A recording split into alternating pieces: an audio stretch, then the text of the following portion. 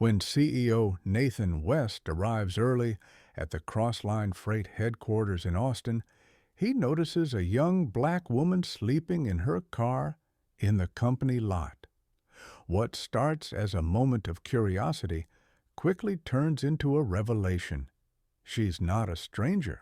She's one of his best-performing analysts, hiding a reality he never took the time to see.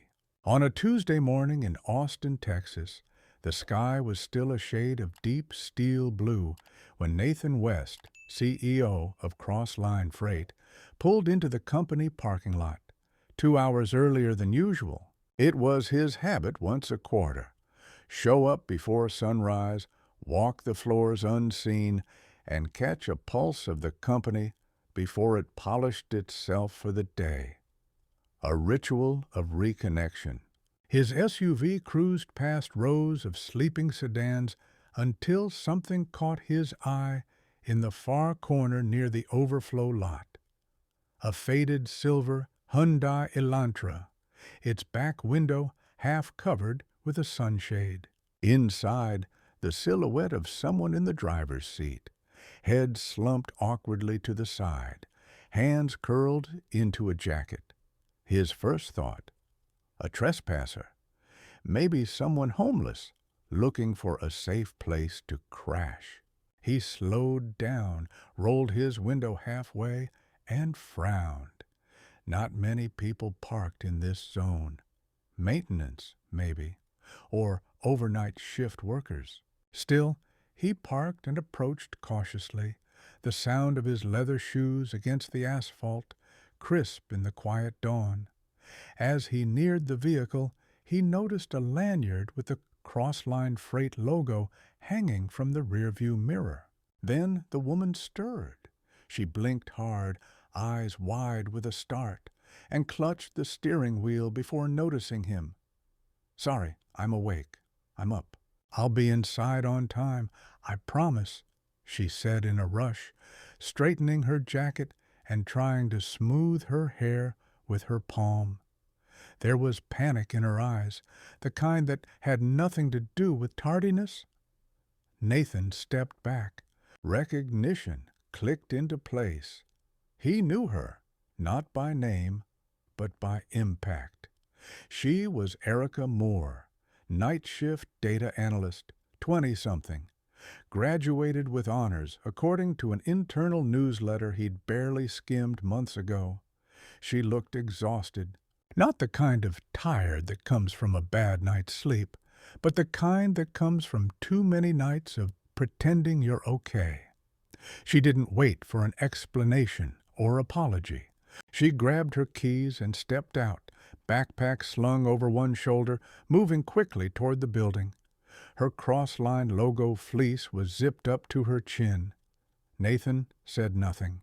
He just stood there in the early morning cold, watching as one of his most productive team members disappeared behind a glass door.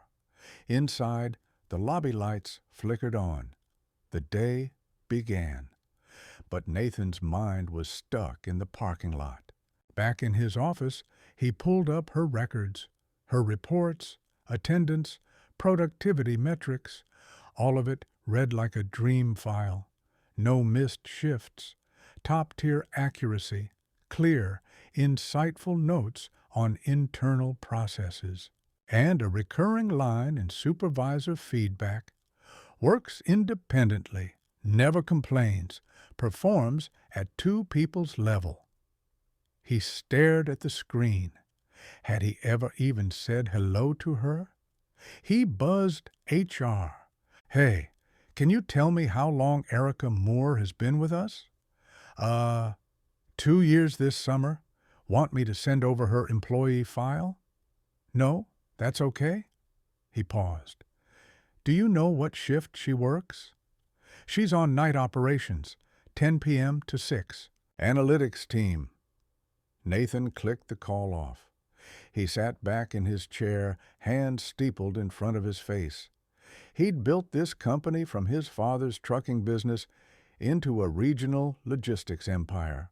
He liked to believe he knew every moving piece of it.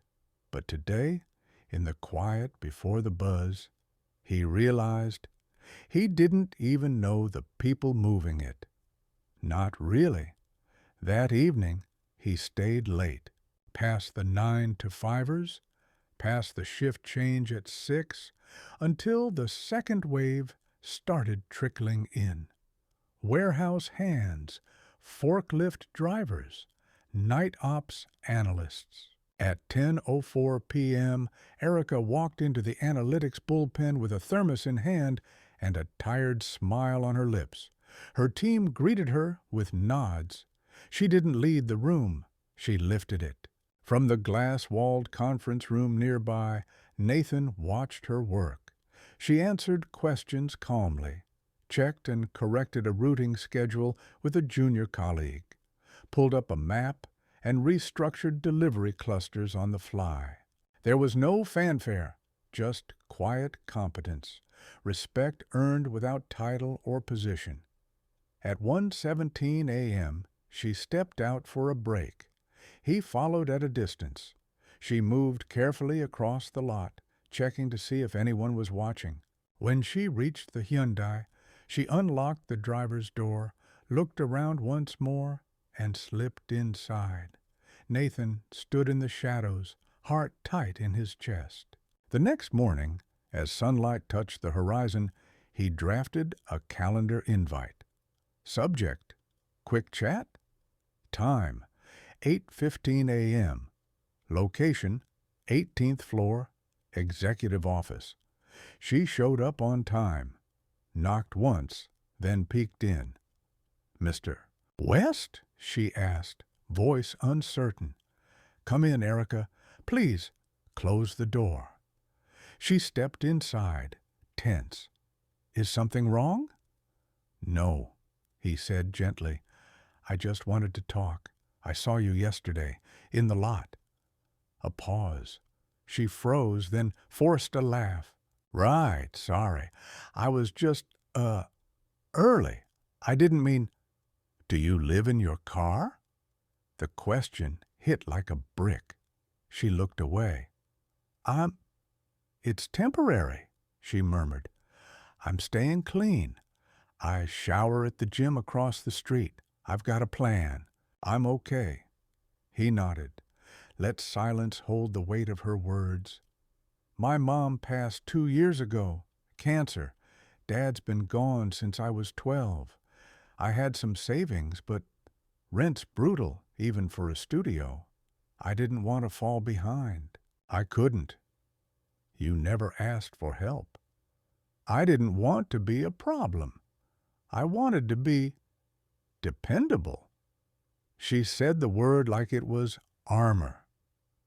Nathan looked at her, really looked, and saw not desperation, but strength, fortitude dressed in cross-lined fleece and exhaustion. "You're not a problem, Erica," he said. "You're an asset. And more than that, you're a human being, one this company has failed to see." She blinked hard, jaw tight. "I don't want charity." "And this won't be," he said. "You earned it. Every shift, every report, every late night you held this place together while the rest of us slept." She didn't respond, but her shoulders shook slightly. Then she nodded. "Okay," she whispered. He reached into a drawer and handed her a sealed envelope. "What's this?" "A start." Inside, a temporary housing arrangement, fully covered by Crossline, and a formal offer to move to the day analytics team. Same title, better pay, more visibility. As she read, her lip trembled. Nathan didn't speak. He let her absorb it. Finally, she folded the letter and stood. "I don't know what to say." "Just say yes." She smiled through misty eyes. "Yes." Erica's first day on the day shift started quietly. No spotlight, no announcement, just a new desk, a freshly set up login, and a fresh pair of eyes on the analytics board at 9:01 a.m. Her new teammates offered cautious greetings. One offered her a mug, another an awkward smile. They'd heard things. Rumors carried faster than memos. Some said she was promoted because of a situation. Others believed she had family in corporate. But none of them knew the truth, not the whole of it. And Erica had no intention of giving them the full picture. She didn't come here to explain. She came to work. And she did. Within a week, her reports started showing up in the inboxes of senior management. Not because she asked, because they were too sharp to ignore. She spotted redundancies in a regional logistics chain that had been eating profit for 3 quarters. She proposed a route restructure that shaved 3% off operational costs. Her insights were granular, data-backed, and quietly revolutionary. But Nathan noticed more than just numbers.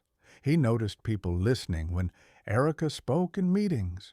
He noticed how she always stayed 5 minutes late to answer a question or help a newer team member debug a spreadsheet formula.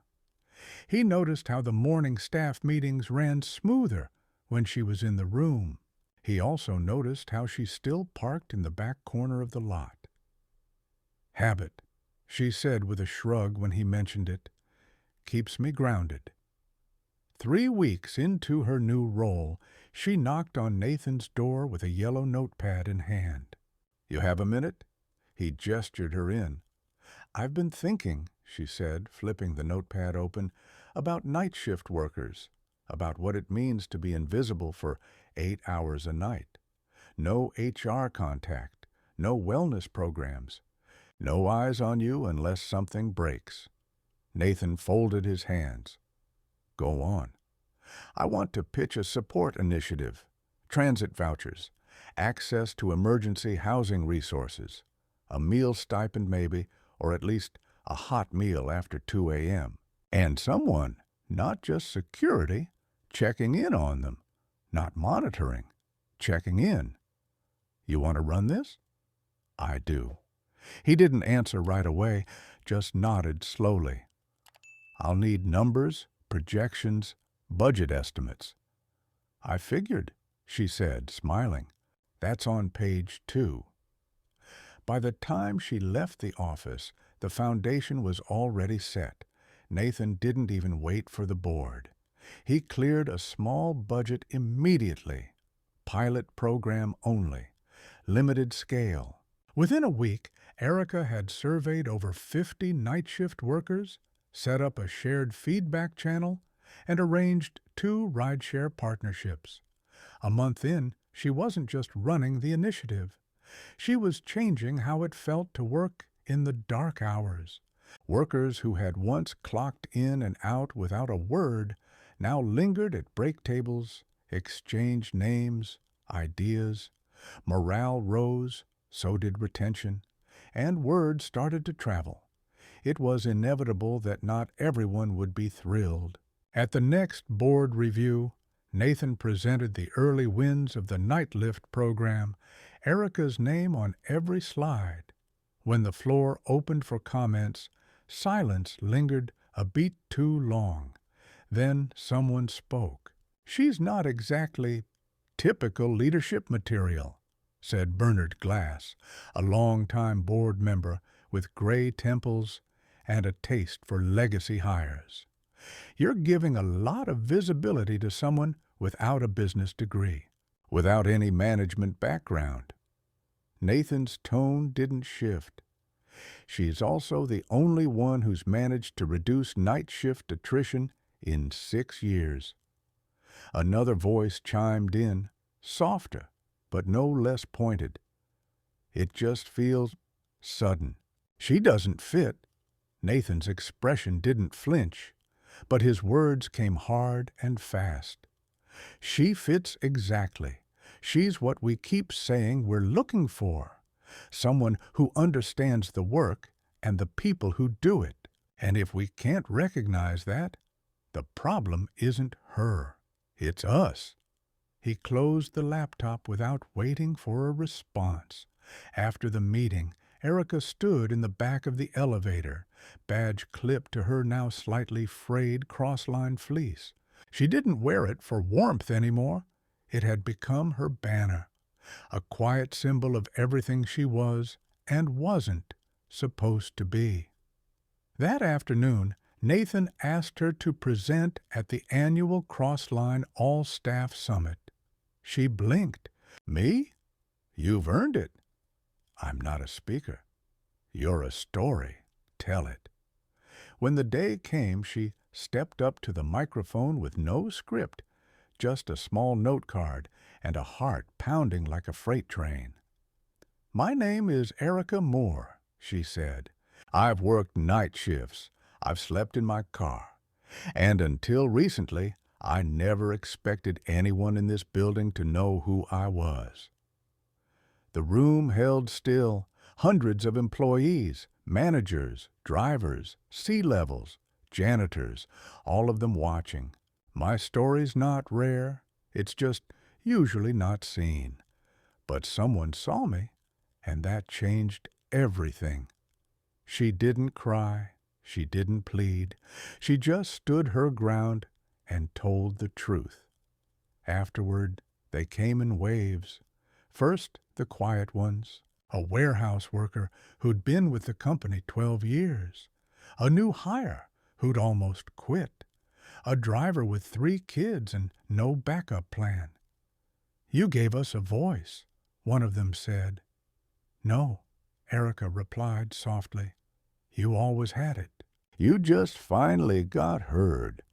That night, when she returned to her small but clean studio apartment, paid for now, stable, she looked at the only framed thing on the wall, a cross-line badge, old, scratched, bent at the edge, but still hers. Still earned, and tomorrow there would be more to do. 2 months after Erica Moore stopped sleeping in her car, her name appeared on a glass door. It wasn't a mistake. It wasn't temporary. Erica Moore, Program Director, Employee Support and Transit Initiatives. The office was modest. Recycled desks, second-hand chairs, a plant she watered every Monday. But it was hers. The view wasn't impressive. She didn't care. Her first day, she hung a photo above the desk, a blurry shot of her Hyundai taken from a security camera in the lot. A reminder, not of struggle, but of how easily it's ignored, and why she was here. By the end of the 3rd month, Nightlift had expanded to 3 sites across the state. Erica oversaw everyone, managing everything from transportation partnerships to rapid response aid. Workers could request gas cards through a simple app. If someone missed a shift due to housing instability, they were connected to resources before they even got home.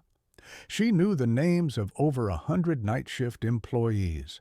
Most of them knew hers. Then came the next idea, not from a boardroom, from a break room. A forklift driver named Alex had pulled her aside at 4:30 a.m., whispered a suggestion while sipping burnt coffee. "You think we could get something like a housing credit, like real help? I've been couch surfing with my kids and I work full-time." Erica listened, and she didn't forget. She started sketching. By the time the fiscal planning meeting rolled around, she had a proposal. A small-scale housing assistance initiative for employees below a certain income threshold, prioritized for night shift workers and single parents. When she submitted the plan, silence followed.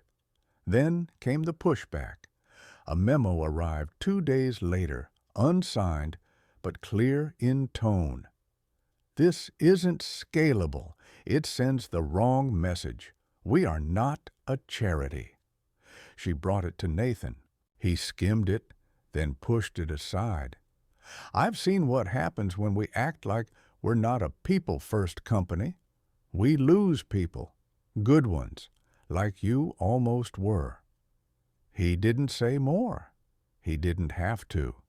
He greenlit the first 6-month pilot. But resistance never goes quietly. A week later, Erica was called into a meeting on the 22nd floor, a long conference table, a wall of framed executives, one empty chair at the head. She didn't sit there. She took the seat closest to the door. Across from her, Eleanor Griggs, senior board member, old money, older principals. "We're concerned," she began, no greeting. About? About scope, about pace, about precedent. Erica didn't flinch. "Are you concerned about helping people, or just about what it looks like to help them?" Eleanor's lips tightened. "This is a business, Ms. Moore." "It's also a community," Erica said calmly, "and communities that care last longer than those that pretend they don't." Eleanor studied her. "You're speaking as if you're above your station." "I'm speaking from it. I earned it." The silence between them wasn't cold. It was heat, waiting to burn or break. When Erica stood to leave, she didn't wait for dismissal. She walked out, carrying no files, no notes, just her own damn name. Back downstairs, she didn't cry. She didn't rage. She wrote a proposal, a letter, a program manual, whatever they wanted to call it. She gave it form, structure, financial breakdowns. She added testimonials from employees, retention metrics, and even year-over-year performance increases for night shifts. It was undeniable. And when Nathan presented it to the full board 3 weeks later, he spoke with his hands behind his back like he was defending a life. Because he was. "I'm not asking for applause," he told them. "I'm asking for alignment with what we say we are, with who we say we value." He paused. "You told me once she didn't fit. You were right. She doesn't. She redefines it." The vote passed. Barely. The pilot expanded. A new department was born. Erica didn't throw a party. She updated the internal dashboard and went back to work. But something had changed. Her inbox overflowed with messages from other departments, from other cities, from workers and managers and execs alike. She began mentoring quietly, often over coffee or phone calls. She didn't post about it. She didn't need a spotlight. One day, a young warehouse associate named Lila showed up at her door, nervous, holding a manila folder. "I've been working on a training initiative for bilingual employees who want to move into operations. I didn't know who to show it to." Erica looked at her, smiled. "You do now." That fall, at the Crossline Annual Leadership Summit, Nathan West took the stage for the closing keynote. He spoke of strategy, growth, projections. Then he paused. "And now," he said, "I'd like to hand the mic to someone who taught us what leadership really looks like." Erica stepped up to the podium. She wore the same old fleece beneath her blazer. It was intentional. "I'm not here because I climbed a ladder," she began. "I'm here because someone saw me, because I refused to shrink." She spoke of data and policy, but more, she spoke of presence, of being overlooked, of choosing to stay visible. And when she finished, the room stood, not all at once, but enough to matter. That night, as she locked her new office, now with 2 junior staffers under her wing, she paused outside the door, her name still there, still real. She held the key in her hand. paused, then pushed the door open once more, not to go back in, but to let someone else walk forward.